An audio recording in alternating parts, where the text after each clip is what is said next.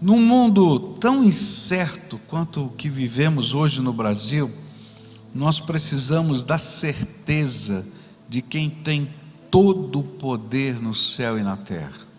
E a gente vai buscar a face daquele que tem todo o poder. Por isso, o lema da nossa campanha, o tema da nossa campanha esse ano é Seguindo a Jesus. Seguindo o Senhor, aquele que abre a porta do céu para nós. E a grande pergunta é: como nós podemos seguir a Jesus? Como podemos viver de modo que acompanhemos os seus passos dia a dia? E enquanto nós estivermos orando pelos motivos que envolvem a nossa vida, nós estaremos também buscando aprender com Ele, viver neste mundo tão conturbado. E hoje nós vamos estudar um dos textos que você estará meditando esta semana. Ele nos fala de como é a vida de quem segue a Jesus. Que características tem aquele que segue a Jesus? E esse texto se encontra no livro de Romanos, capítulo 12.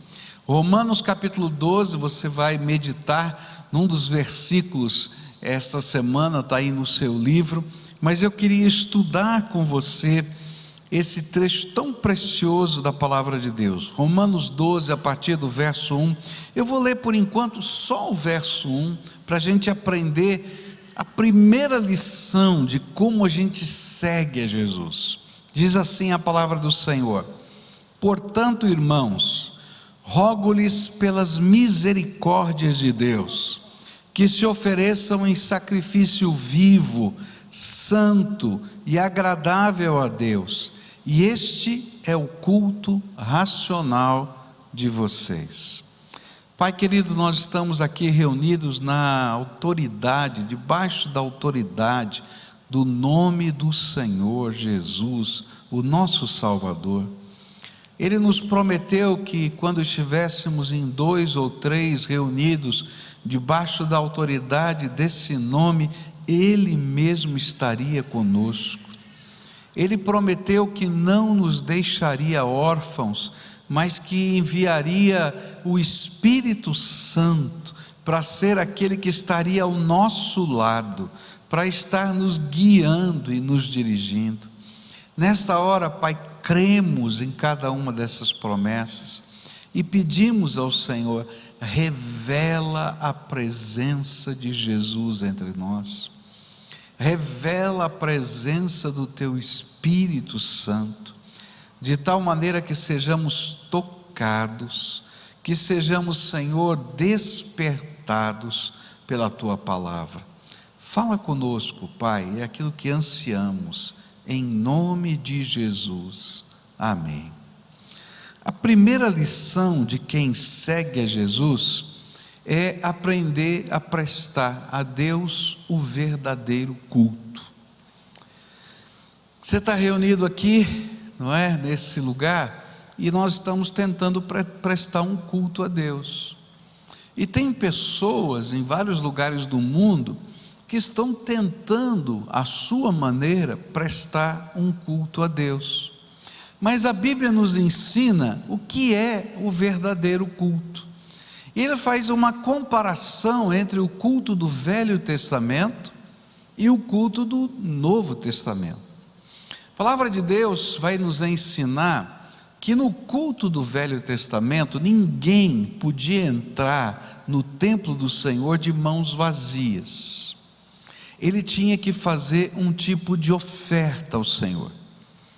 Ele fazia, por exemplo, uma oferta de cereais para agradecer a Deus a produção da sua lavoura. Ele podia fazer uma oferta de libação, que era derramar sobre o altar, por exemplo, o vinho que ele tinha produzido na sua fazenda, o azeite que ele tinha comprado ou produzido na sua fazenda. E essas eram ofertas de adoração, louvor e gratidão. As ofertas pelo pecado e de ação de graças, elas envolviam um animalzinho. esse animalzinho então era morto na frente do altar, e se era uma oferta pelo pecado cometido, ele era queimado totalmente, nada se aproveitava, porque o pecado mata. Mas se era uma oferta de louvor, então assava-se o carneirinho, por exemplo, na brasa do altar, e uma parte ficava para o sacerdote comer, e outra parte era levada para a família comer. E aí, no alpendre do templo, eles celebravam a adoração ao Senhor, contavam os milagres de Deus, enquanto comiam aquela refeição, aquele carneirinho, aquele churrasco que era feito no altar. Bem, Paulo vai pegar essa cena do culto do Velho Testamento, e ele vai dizer o seguinte, que o verdadeiro culto não é mais você levar uma oferenda, ainda que você possa levar uma oferenda, mas o verdadeiro culto é quando nós, movidos pela misericórdia de Deus, movidos pela compaixão do Senhor nas nossas vidas, movidos pela manifestação da presença dEle em nós, decidimos colocar-nos inteirinhos sobre o altar de Deus, não para ser queimado, nem para morrer num sacrifício,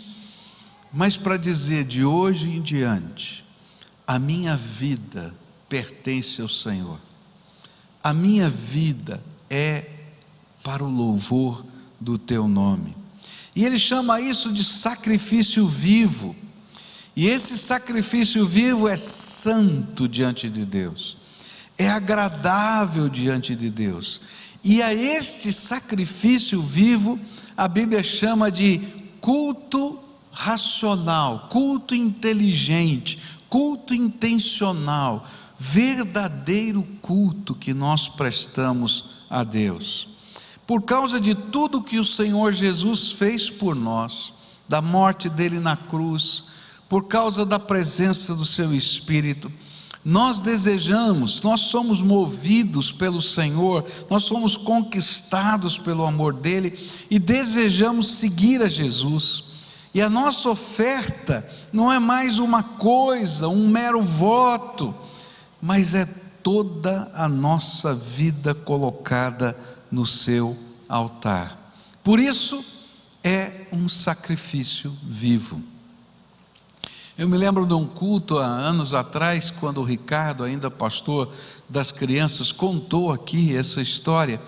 Ele disse que estava dirigindo o culto lá com as crianças e chegou o momento do ofertório, e as crianças então vêm nesse momento e trazem uma oferta, né?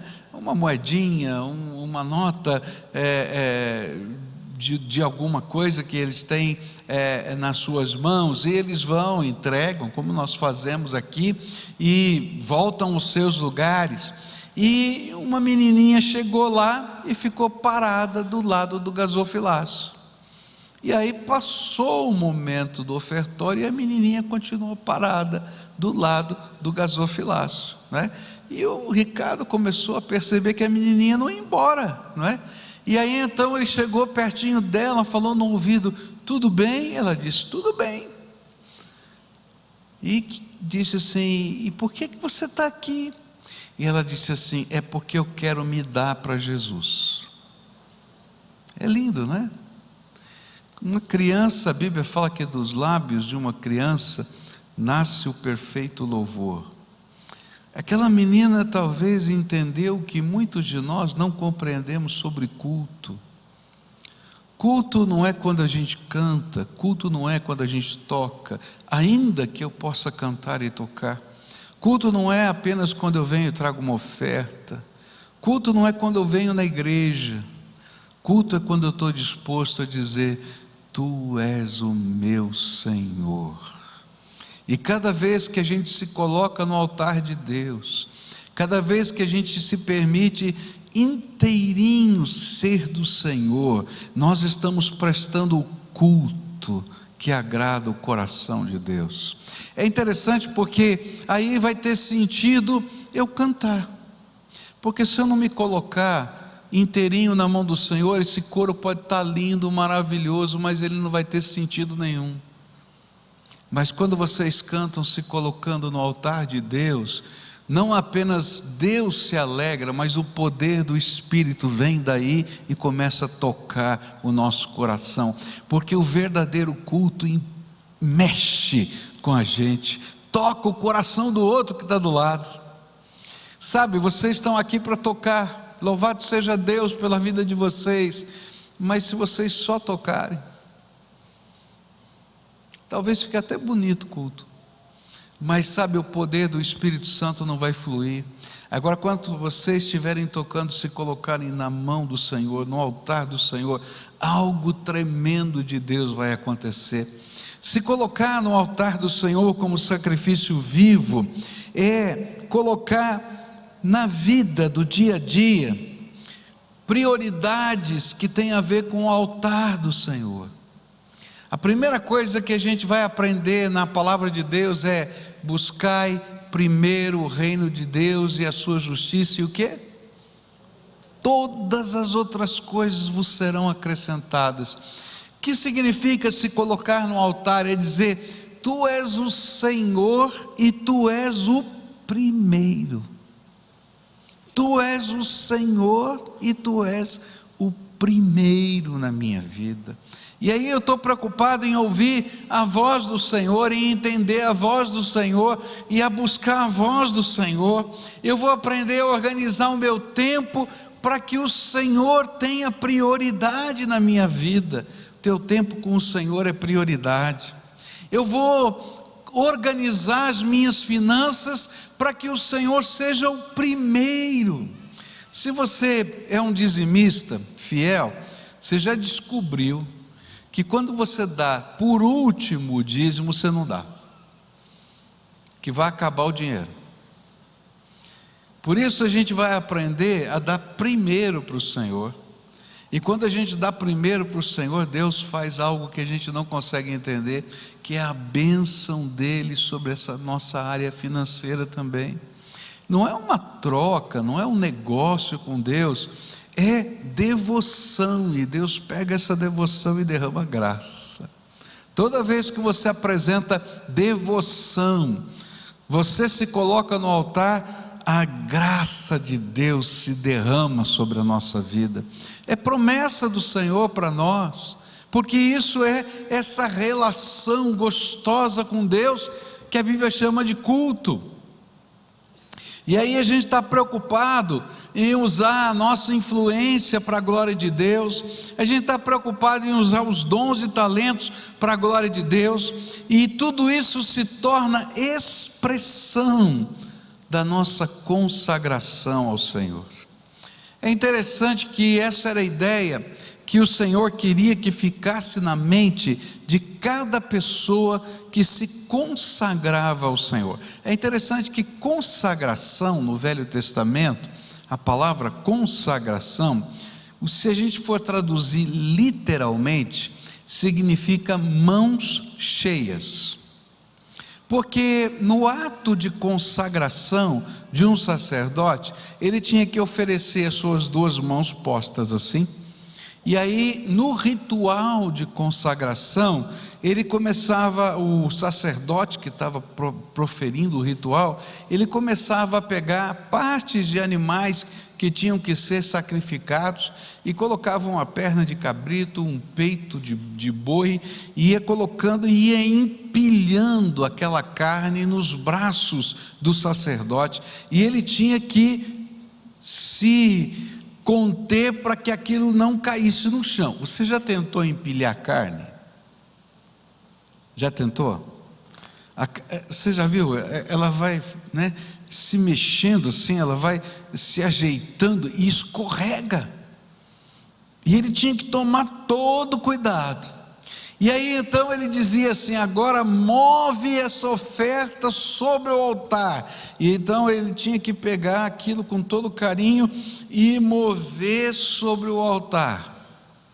E aí então o sacerdote que estava organizando aquilo, pegava uma gota do sangue do animal, colocava na orelha direita, no polegar direito, no dedão do pé direito. E quando ele já não podia fazer nada, estava ali daquele jeito, ele diz assim: ele está de mãos cheias, ou seja, consagrado. Quando nós entendemos que nós nos colocamos vivos sobre o altar, e nós estamos dizendo: tu és o primeiro, tu és o Senhor, Deus vai encher da sua graça as nossas mãos, mas Deus vai encher de graça para que a gente mova essa graça sobre a vida de outras pessoas, porque a vida no altar é perfume de Deus nessa terra. É assim que Deus trabalha conosco. Então, a primeira lição que eu e você precisamos aprender, se queremos seguir a Jesus, é: coloque a sua vida no altar de Deus. Você é a verdadeira adoração. Não é algo que você faz, mas você é o adorador que Deus tem alegria de receber. A segunda coisa que a gente vai aprender nessa manhã se encontra no verso 2, onde diz assim: olha, se você se colocou sobre o altar, e você é o sacrifício vivo, se você foi movido pela misericórdia de Deus, então não se amoldem ao padrão deste mundo, mas transformem-se pela renovação da sua mente, para que sejam capazes de experimentar e comprovar a boa, agradável e perfeita vontade de Deus. Se a primeira característica tem a ver com a expressão de nossa devoção, a segunda tem a ver com os modelos que seguimos, porque agora você sobre o altar decidiu seguir a Jesus. E enquanto tantos se amoldam ao curso deste mundo, ou seja, ao jeitão de viver de uma sociedade que é controlada, segundo o texto que a gente leu, e segundo o que está em Efésios 2, pelo príncipe deste mundo, que é Satanás. Se a gente se amoldar a esse jeitão, nós não vamos seguir a Jesus. Se Jesus é o primeiro, o jeito de Jesus deve dirigir a nossa vida. Se nós permitirmos que o Espírito Santo nos transforme, o que vai acontecer é que Deus vai renovar a nossa mente. Renovar a nossa mente é um milagre que só Deus pode fazer, porque há coisas que nós gostamos, porque a nossa carne gosta, porque a nossa carne e os nossos impulsos nos levam a isso. A gente vive numa sociedade que diz que você pode atender qualquer impulso teu, porque isso é natural e humano.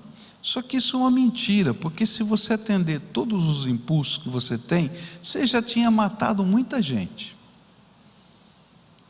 Fala a verdade, né? Tem uns assim que a gente tem vontade de esganar, ou é só eu que sinto essa vontade assim? Aí eu sinto vontade de esganar às vezes. Minha mulher fala que quando eu estou bravo eu falo assim com os dentes fechados assim. É esse impulso que está dentro da gente, não é? Não, a gente controla os impulsos da nossa vida. A gente controla os impulsos porque a gente sabe que se a gente seguir todos os impulsos, nem a sociedade consegue viver com a gente. Vão botar a gente na cadeia.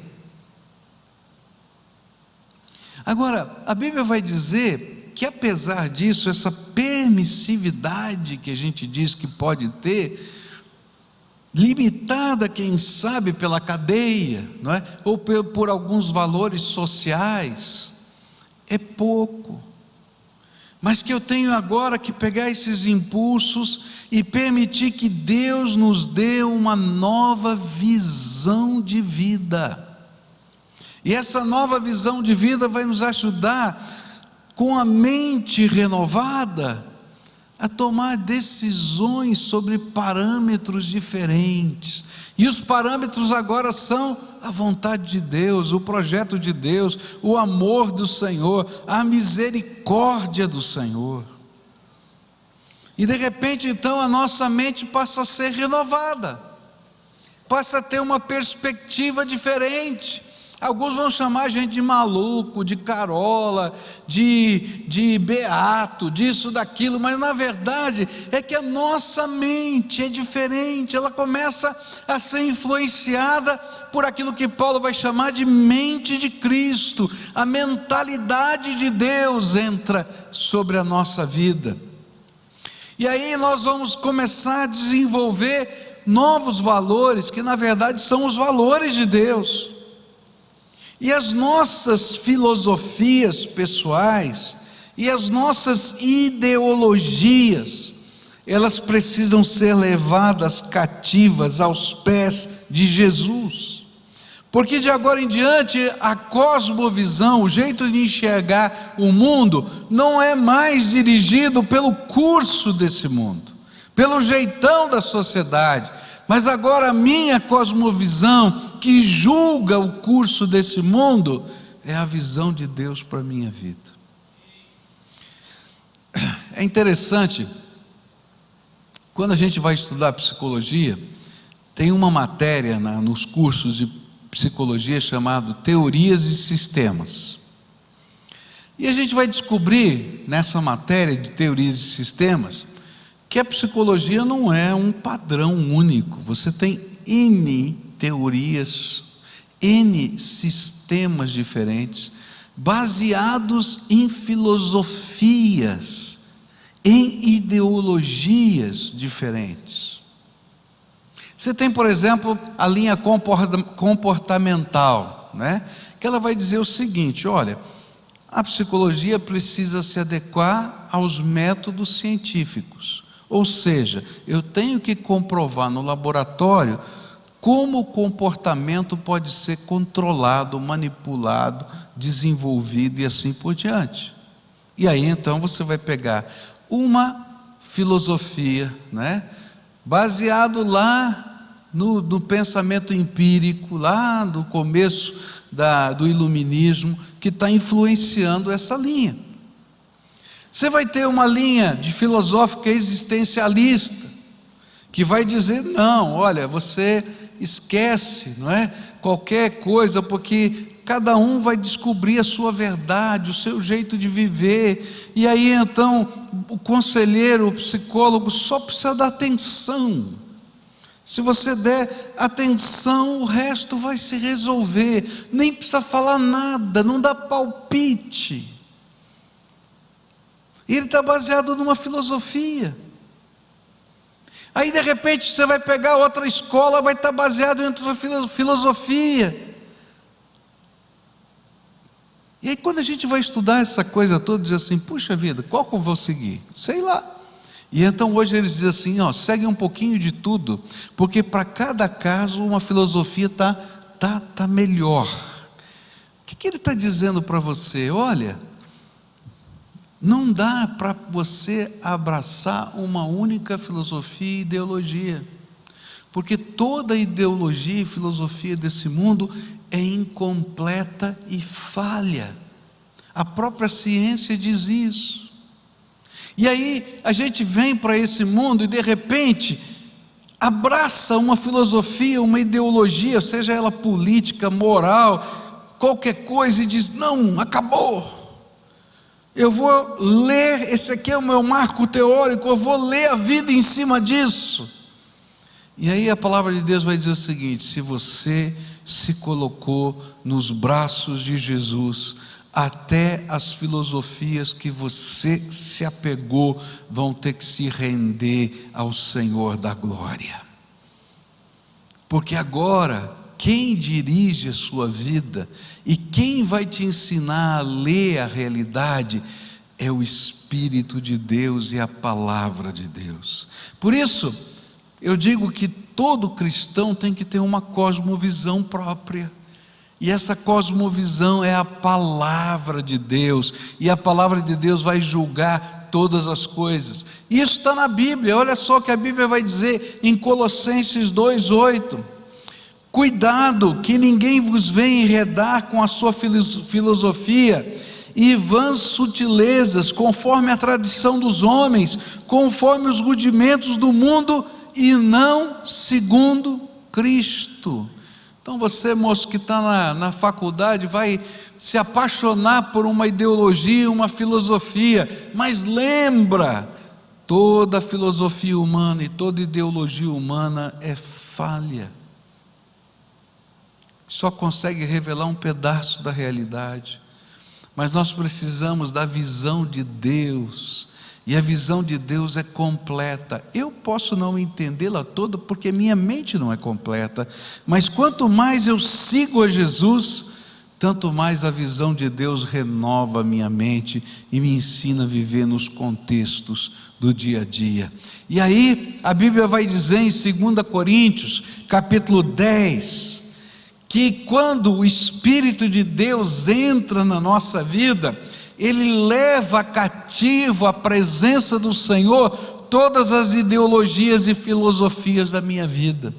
As armas que usamos na nossa luta não são do mundo, são armas poderosas de Deus, capazes de destruir fortalezas, e assim destruímos ideias falsas, e também todo orgulho humano que não deixa que as pessoas conheçam a Deus. Dominamos todo o pensamento humano e fazemos com que ele obedeça a Cristo. Sabe o que é seguir a Jesus? É quando eu me coloco no altar, mas eu rendo a minha maneira de pensar, a minha maneira de viver, para que o Senhor me ensine a viver e pensar segundo a sua vontade. Um cristianismo de só vir à igreja não resolve nada. Um cristianismo de ter relíquias espirituais em casa não resolve nada. Um cristianismo de, quem sabe, de expressão mágica, não é? Onde eu coloco a Bíblia aberta no Salmo 91 em casa e espero que todos os demônios vão embora da casa. Se a Bíblia não tiver no coração e na alma, não adianta estar aberta em página nenhuma. É isso que a Bíblia está falando. Um cristianismo de pagar promessas, ainda que a gente possa fazer votos a Deus, a Bíblia fala sobre isso, mas que não tenha significado de transformação na minha vida, não tem sentido nenhum. Porque o verdadeiro culto, seguir a Jesus, é se colocar no altar de Deus, e é permitir que tudo possa ser conduzido pelo Senhor na nossa vida, inclusive as nossas filosofias, argumentos, fortalezas da mente, porque nós permitimos que Ele renove o nosso pensamento. E quando nós permitimos que haja renovação espiritual em nós, nós começamos a experimentar o sabor da vontade de Deus. É interessante porque a gente não gosta do sabor da vontade de Deus enquanto a nossa mente não é renovada. Porque muitas vezes esse sabor vai dizer: olha, toma cuidado, não é por aí. E você está doido para fazer aquilo que Ele disse, não é por aí. E aí parece que a vontade de Deus é ruim, que ela é chata. Mas quando a minha mente está renovada e eu estou sobre o altar, a vontade de Deus tem sabor de bom e de agradável. E a gente vai descobrir que é perfeita. Porque a gente vai colecionar experiências na nossa vida em que a gente pensou que era mal, mas quando passou o fato e a gente viu a realidade, porque Deus está vendo além do que a gente vê, a gente diz: louvado seja o Senhor, porque não foi do jeito que eu pensava. E aí eu descubro que a vontade de Deus é boa, perfeita e agradável, e eu vou descobrir o sabor da vontade de Deus, que é bom. E através dos nossos dons colocados à disposição do reino, nós nos tornamos em transformadores da história, ajudando outros a não se conformarem, mas serem agentes de transformação. E é interessante porque quando a gente chega com essa vontade boa, perfeita e agradável no coração, a gente já aprendeu que é colocando tudo sobre o altar, e a gente aprendeu que Deus renova a nossa mente, Deus nos dá uma santa ousadia, e a gente vai entrar com os nossos dons e talentos, não apenas para fazer alguma coisa, mas para ser um agente de Deus que faz diferença nessa terra. E aí a gente vai entrar num lugar onde tem tráfico de drogas, e nem que seja uma criança, que é o aviãozinho que leva a droga, a gente vai tirar daquele mundo. Eu não posso construir uma casa para cada pessoa que perdeu a sua casa, mas pelo menos uma casa eu vou construir. Você está entendendo? E de repente a gente chega e as pessoas dizem assim: o que é que está acontecendo aqui? É Deus transformando o mundo em que eu vivo, usando pessoas cheias da graça de Deus, pessoas que têm defeito e são pecadores, mas que a cada dia Deus está renovando a mente, a intenção, a vontade e dando um propósito diferente de vida. E aí, por onde a gente passa, a gente deixa as marcas da transformação de Deus pelo caminho que a gente está seguindo. Se você está em casa, a tua casa vai ser abençoada, porque você tem uma mente renovada, cheio de graça, você deixa marcas do amor de Deus. Se você está no trabalho, as marcas do Senhor vão estar lá. Se você está na escola, Deus vai usar. A mídia social que você usa vai ser uma bênção e não uma fofoca. E na expressão concreta do seu mundo, Jesus vai ser glorificado. Quer seguir a Jesus? Duas coisas a gente aprendeu aqui: se coloca por inteiro no altar de Deus. Agora lembra que se colocar por inteiro no altar de Deus significa que Deus vai transformar a tua vida, a começar pelo seu jeitão de pensar. A sua educação para com os filhos vai mudar. Essa semana eu estava assistindo uma reportagem, acho que você assistiu também, e nessa reportagem faleceu uma moça que de 18 anos, se não me falha a memória, que inalou, ficou cheirando, não é, aquele gás de buzina de estádio, né? E aquele gás, dizem os estudiosos, que ele deixa você ficar alucinado, mas além de alucinado, você pode morrer. E tem gente que brinca com esse gás para ficar alucinado. É coisa doida, né? Para pensar, né? É maluco, mas é assim. E aí estava fazendo uma entrevista o jornalista com o pai e com a mãe. E a mãe disse assim: quando eu cheguei naquele lugar, provavelmente para pegar o corpo da filha, quando eu cheguei naquele lugar e vi as bebidas, e vi as drogas, e vi tudo aquilo, eu fiquei pensando como a minha filha estava aqui. E depois disse o pai: se eu soubesse que a minha filha ia para um lugar desse, não importa o que acontecesse, eu não deixaria minha filha ir. E eu fiquei pensando assim, como às vezes nem a nossa educação está colocada nos pés do Senhor Jesus ou sobre o altar de Deus. E a gente não entende que quando a gente ensina os nossos filhos o caminho que devem andar, a gente está livrando dos atalhos que parecem caminhos direitos, diz a Bíblia, mas que levam à morte. E aí a gente muda o jeito de pensar. Enquanto o mundo diz: faz de qualquer jeito, dá liberdade, ele diz: não, peraí, tem regras, tem limites. A gente vai ensinar valores que os outros não vão ensinar. Estava lendo um livro ontem, e esse livro a pessoa dava o seu testemunho e disse assim: quando eu tinha 14 anos, meu pai me colocou para trabalhar num escritório de contabilidade. porque ele disse para mim que trabalho é um valor que a gente tem que trazer para si. E eu achei que eu estava abafando, mas anos depois eu descobri que quem pagava o meu salário era o meu pai, porque não tinha vaga naquele escritório, e ele disse assim: ó, vou deixar meu filho trabalhando para você de graça, eu vou pagar o salário dele, porque trabalho é um valor.